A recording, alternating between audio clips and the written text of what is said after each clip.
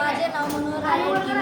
मी इयत्ता 8वीत शिकतो. मलकापूर हायस्कूल. मी तुम्हाला सर्पजगत या पुस्तकाची माहिती देणार आहे.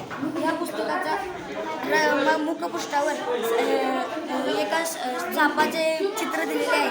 या चित्रावरून आपल्याला तो साप कसा भयंकर आहे ते कळते. हे पुस्तक डॉक्टर रमेश कानकोणकर यांनी लिहिलेलं आहे. या पुस्तकाच्या मलपृष्ठावर त्या सापाची शिफ्टी दिलेली आहे.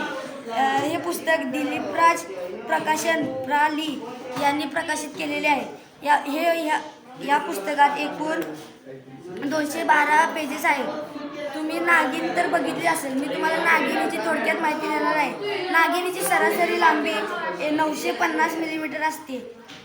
या सर्पाची अंगकांती विविध प्रकारच्या रंगांनी नटलेली असते. ती कधी कळकट पिवळी असेल तर कधी काळसर हिरवी, कधी हिरवट तपकिरी तर कधी करडी. शरीराच्या पुढील भागावर विचित्र ठिपके किंवा तो भाग एकाच रंगाने समजलेला दिसतो. चेहऱ्यावर ठिपका असतो व डोळ्यात एक काळसर तिरका पट्टा असतो. दुसरा पट्टा खुणा असतात. मानेवर एक तिरकस पट्टा किंवा एक लांबचक पट्टी वा पट्ट्यांची जोडी असू शकते.